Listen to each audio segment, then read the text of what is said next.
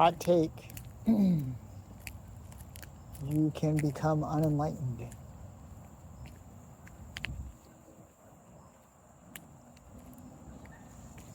That is to say, if you can become enlightened. But in reality, there's no one here that can do either of those things. But what can happen is anything. Anything can happen, anything is permitted. Anything that does happen is what's wanted. And it's not happening to anyone.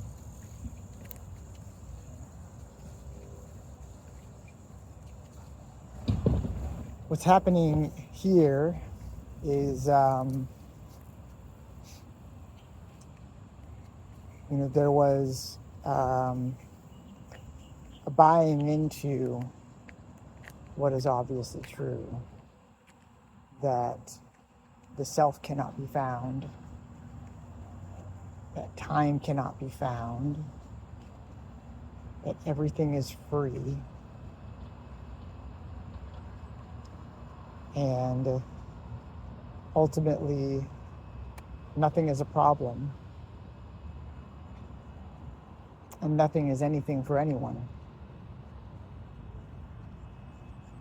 And out of that grew a new structure. So structure has been the default for who knows how long, probably since I was 2 years old. And that structure has been me and the world, the duality of subject-object duality. The self here and the world out there has been the leading structure. And when that can no longer be confirmed, a new structure arose. That has happened quite a while, actually, probably a month into what I would call my enlightenment. The structure of the cosmos, all of this, God, if you will,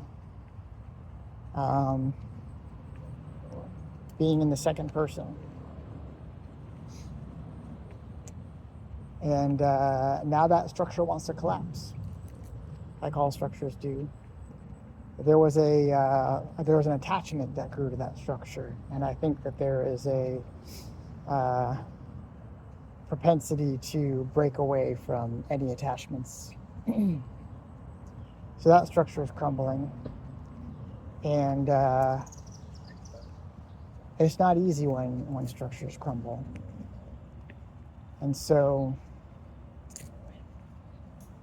the word enlightenment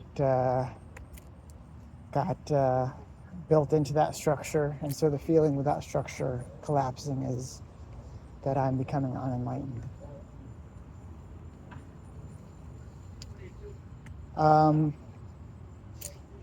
I've gone through these kinds of collapses many times. This is a lot easier than it has been in the past, because the core truths are still there. This collapse, it's not happening to me. Right? It's happening within this. Maybe it's happening to this. It's not a problem. I can't see any way that it's a problem. And therefore it can't be a problem for me. So there's no issues there. This just goes on. This is what's wanted. This is what is loved.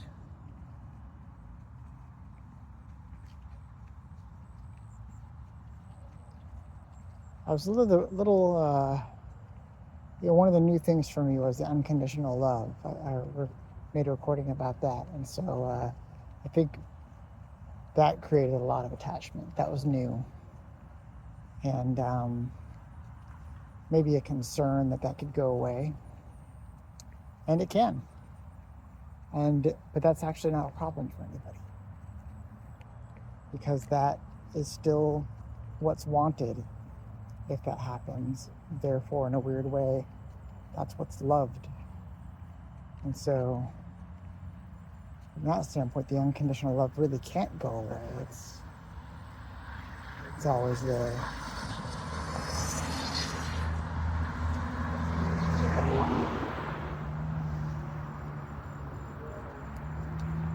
The love can exist impersonally. It doesn't have to be for you or for me.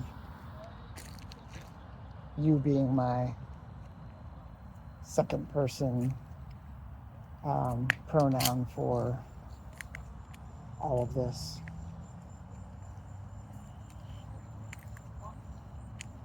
So I'd become unenlightened while staying enlightened all at the same time, because I never became enlightened, because no one can become anything.